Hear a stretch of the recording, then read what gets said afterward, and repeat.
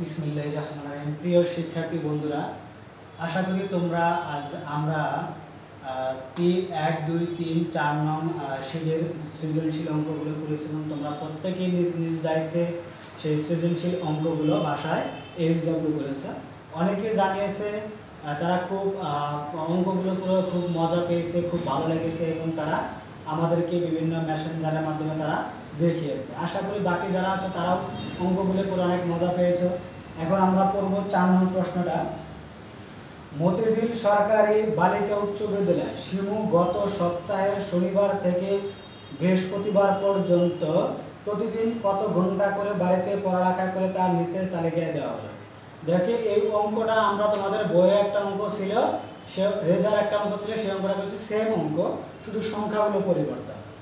সৃজনশীল আমি দেখো বোর্ডে করে রেখেছি, তারপরে তোমাদেরকে আমি বুঝিয়ে দেব। বলছে শিমু শনি ও রবিবার, তাহলে কয়দিন পরে? 2 দিন। আমি লিখেছি শিমু শনি ও রবিবার মোট পড়ালেখা করে, তাহলে মোট পড়ালেখা করে 3.5 ঘন্টা, 2.5 ঘন্টা যোগ করে পেয়েছি আমরা কত? 6 ঘন্টা। খেয়াল রাখবে এই সময় যোগ করার সময় ভুল হয় বেশি। এই দশমিকের সংখ্যাগুলো দশমিকের সংখ্যার সাথে যোগ করা লাগে। দশমিকের সংখ্যাগুলো দশমিকের সংখ্যার সাথে যোগ করতে হয়। আচ্ছা, এবার 5 আর 5 যোগ করে আমি পেয়েছিলাম কত? 10 এর শূন্য হাতে রাখে আমার কত? 1। 2 আর 3 এ 5 হাতে রাখে এই 6, তাহলে এই পাশে শূন্য আমরা লিখেছি কত? 6.0 ঘন্টা। আমাদের কাছে জানতে চেয়েছে গড়ে, তাহলে অতএব শিমু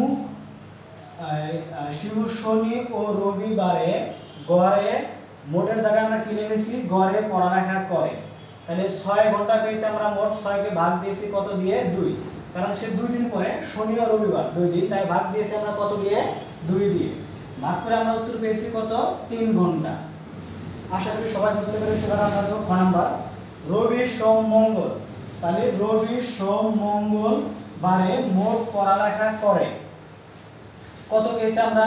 2.5, 3, 3.5।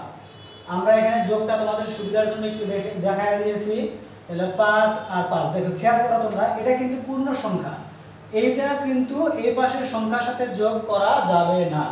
এটা যেহেতু পূর্ণ সংখ্যা, এগুলো পূর্ণ সংখ্যা, এগুলোর সাথে যোগ করতে পারবো আমি।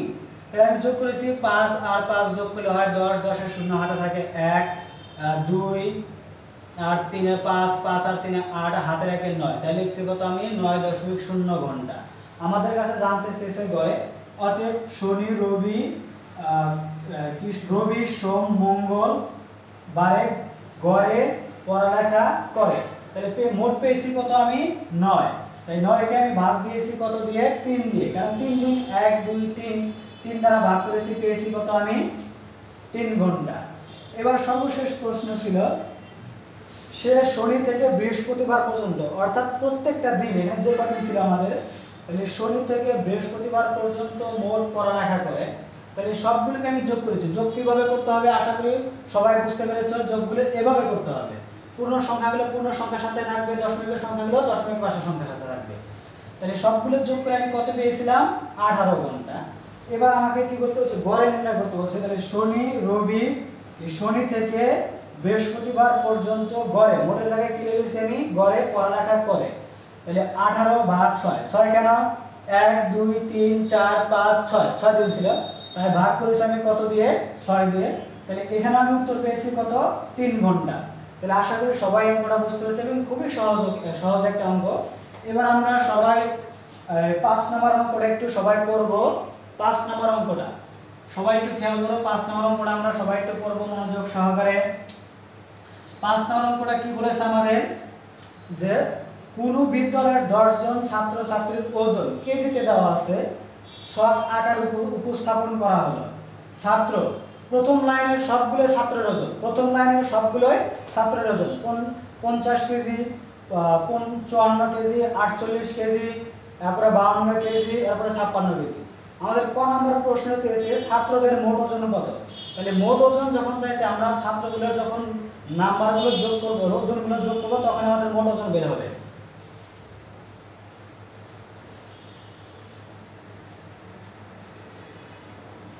তাহলে এই অঙ্কটা আমি একদম এক লাইনে করতে পারবো। তাহলে কি লিখবো? ছাত্রদের মোট ওজন। ছাত্রদের ওজন আমাদের কত কত দেওয়া ছিল 50 যোগ 54 যোগ 48 যোগ 52 যোগ 56। শেষে একক আমরা কি লিখবো কেজি, কারণ উপরে দেখো লেখা আছে কেজি। তাহলে আমরা যোগ করব এবার 6 আর 2 যোগ করলে 8, 8 আর 8 যোগ করলে 16, 16 আর 4 কত হয় 20, 20 এর শূন্য হাতে থাকে আমাদের 2, 5 আর 5 10, 10 আর 4 14, 14 আর 10 24, 24 আর 2 26, অর্থাৎ 260 কেজি। তাহলে আমার ক নাম্বার প্রশ্নটা শেষ। এবার আমি করব খ নাম্বারটা। খ নাম্বারটা একটু সবাই মনোযোগ দিয়ে পড়ি। খ নাম্বারটা কি বলেছে, ছাত্রীদের গড় ওজন কত। তাহলে ছাত্রীদের আমাদের আগে মোট ওজন বের করতে হবে। ছাত্রীদের, তাহলে আমি লিখব এখানে ছাত্রীদের মোট ওজন সমান 48 যোগ 44 যোগ 42 যোগ 46 যোগ 50। এটাও আমাদের কি ছিল কেজি। আমরা সবগুলো যোগ করব। 0 আর 4 যোগ করলে 4, 4 আর 2 কি 6, 0 আর 6 যোগ করলে 6, 6 আর 2 যোগ করলে 8, 8 আর 4 যোগ করলে 12, 12 আর 4 20, 20 এর শূন্য হাতে থাকে আমাদের 2। এবার 4 আর 4 8, 8 আর 8 16, 8 আর 8 16, 16 পাশে 19, 19 20 21, একটু সরি মনে হয় 4 আর 4 8, 8 4 12, 12 আর 4 16, 16 পাশে কত হয় আমাদের 21, আর হাতে ছিল আমাদের 2, তাহলে 21 আর 2 23, 230 কেজি। তাহলে ছাত্রীদের মোট ওজন পেয়েছি কত কেজি আমি 230 কেজি। আমার কাছে জানতে চেয়েছে মোট ওজন, অতএব ছাত্রীদের গড় ওজন সমান, তাহলে কি হবে 230 ভাগ ছাত্রীরা কয়জন ছিল 5, তাহলে 5 দ্বারা ভাগ করব আমি কেজি। ভাগ করলে আমার কত হয় 4 পাশে 20, 5 6 30, রাফটা দেখা দিচ্ছি 5 230, এখানে কত হয় 4 পাশে 20, প্রথমে 4 বিয়োগ করলে 3, এই শূন্য নিলাম 30, 5 6 30, অর্থাৎ 46 কেজি। ছাত্রীদের গড় ওজন কত কেজি পেয়েছি আমি 46 কেজি। আশা করি সবাই বুঝতে পেরেছো। এবার আমরা করব ছাত্র ছাত্রীর গড় ওজন নির্ণয় করো। ছাত্র ছাত্রীর গড় ওজন নির্ণয় করো, অর্থাৎ ছাত্র এবং ছাত্রীদের প্রত্যেকেরই গড় ওজন জানতে চেয়েছে। তাহলে আমরা প্রথমে লিখব ছাত্রদের মোট ওজন। আমরা কত পেয়েছিলাম 260 কেজি। আর ছাত্রীদের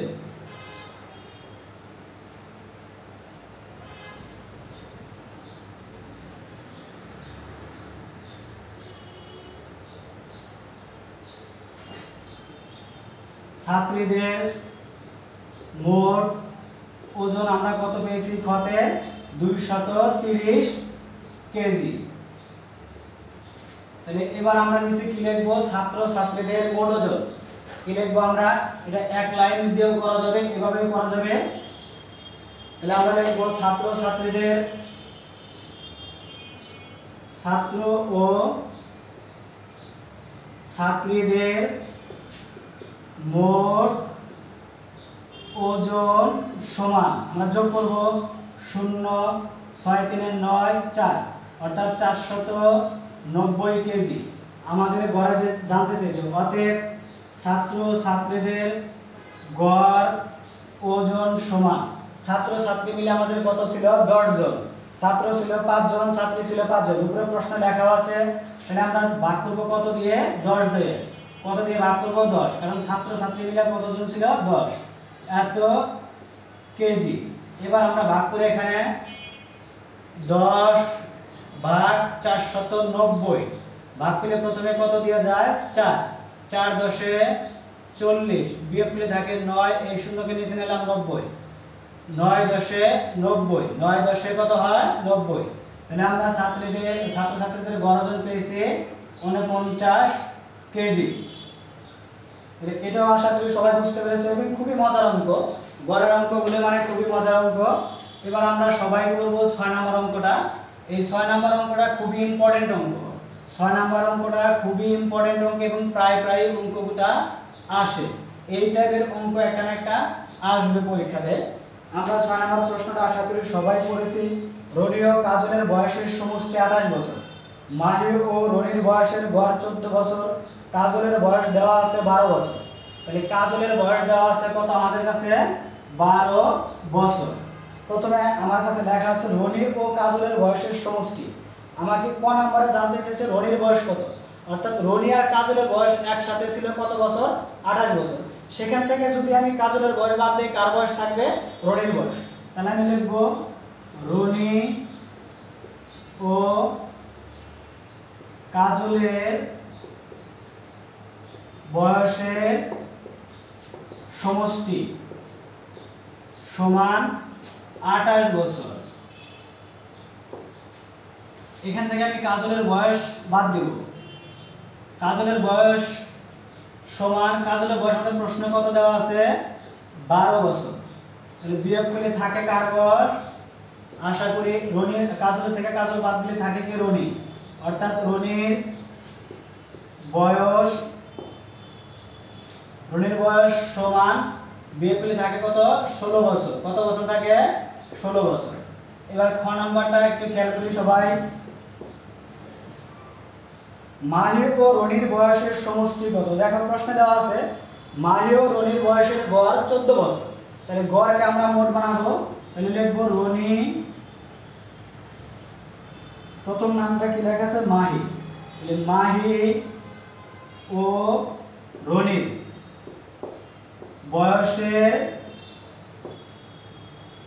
বয়সের গড় সমান 14 বছর। তাহলে এবার লিখবো অতএব মাহি ও রনির বয়সের মোট নির্ণয়ের সূত্র ছিল কি গড় গুণন রাশিগুলোর সংখ্যা। তাহলে গড় 14 আর রাশিগুলোর সংখ্যা মানে মাহি রনি, তাহলে 2 জন গুণন 2, আমরা গুণন করে পাবো কত 14 দুগুণে 28। কত বছর পেয়েছি আমরা মাহি ও রনির বয়সের মোট পেয়েছি 28 বছর। গ নাম প্রশ্নে জানতে চাইছে মাহি ও কাজলের বয়সের গড় কত। তাহলে আমাকে প্রথমে কার বয়স বের করতে হবে, মাহির বয়স। দেখো আমরা কিন্তু মাহির বয়স পাইনি কোথাও, কাজলের বয়স পেয়েছি, রনির বয়স পেয়েছি। তাহলে আমাকে বের করতে হবে প্রথমে কার বয়স, মাহির বয়স। তাহলে এখানে মাহি আর রনির বয়সের গড় দেওয়া আছে কত আমাদের,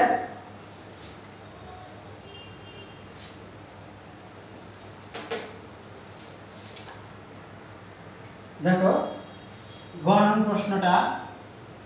তাহলে আমরা প্রথমে লিখতে হবে মাহি ও রনির বয়সের সমষ্টি, মাহি ও রনির বয়সের সমষ্টি সমান, আমরা কত পেয়েছিলাম মাহি ও রনির বয়সের সমষ্টি 28 বছর। এটা কোথায় পেয়েছি, দেখো এই যে খ নং প্রশ্নে আমরা পেয়েছি মাহি ও রনির বয়সের সমষ্টি 28 বছর। এখান থেকে যদি আমি রনির বয়স বাদ দিই, রনির বয়স আমাদের কত ছিল, রনির বয়স আমরা পেয়েছিলাম 16 বছর, ক নং প্রশ্নে পেয়েছিলাম। তাহলে এবার রনি যদি বাদ যায় তাহলে থাকে কে মাহি। তাহলে আমি পেয়েছি কি মাহির বয়স সমান বিয়োগ করে থাকে কত 12 বছর। আমাকে কি করতে বলছে মাহি ও রনির, আচ্ছা আমি কার বয়স পেয়েছি এখানে মাহির বয়স। এবার আমাকে বলছে মাহি ও কাজলের বয়সের গড়। তাহলে আমাকে প্রথমে কাজ করতে মাহি ও কাজলের বয়সের সমষ্টি বের করতে হবে। আচ্ছা আমি কার বয়স পেয়েছি, এটা মাহির বয়স। তাহলে এবার আমি লিখে রাখবো কাজলের বয়স সমান আমরা কাজলের বয়স প্রশ্নে দেওয়া আছে, দেখো আমাদের কাজলের বয়স দেওয়া আছে 12 বছর। তাহলে আমি এখানে 12 যোগ করব।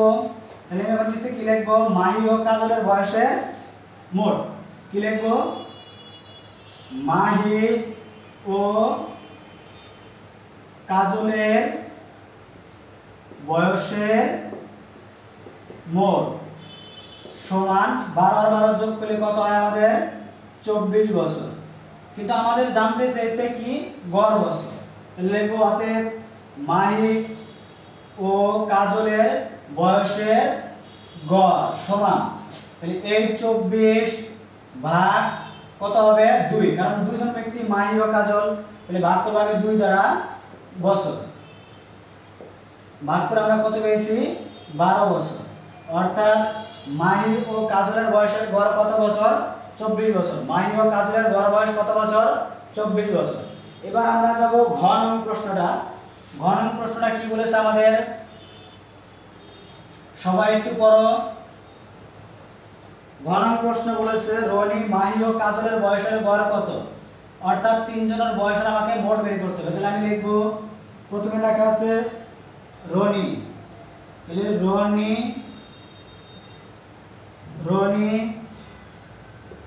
মাহি ও কাজলের বয়সের সমষ্টি, অর্থাৎ তিনজনের বয়সটা আমাকে কি করতে হবে যোগ করতে হবে। রনির বয়স আমরা কত পেয়েছিলাম 16 বছর। কত বছর পেয়েছিলাম 16। আর মাহির বয়স কত পেয়েছিলাম আমরা 12। আর কাজলের বয়স আমাদের প্রশ্নে কত দেওয়া ছিল 12। তাহলে সবগুলো মিলে শেষে কি হবে বছর, যোগ করলে কত হয় আমাদের 40। তাহলে তিনজনের মোট বয়স কত আমাদের 40। কিন্তু আমার কাছে জানতে চেয়েছে গড় বয়স। তাহলে আমি লিখব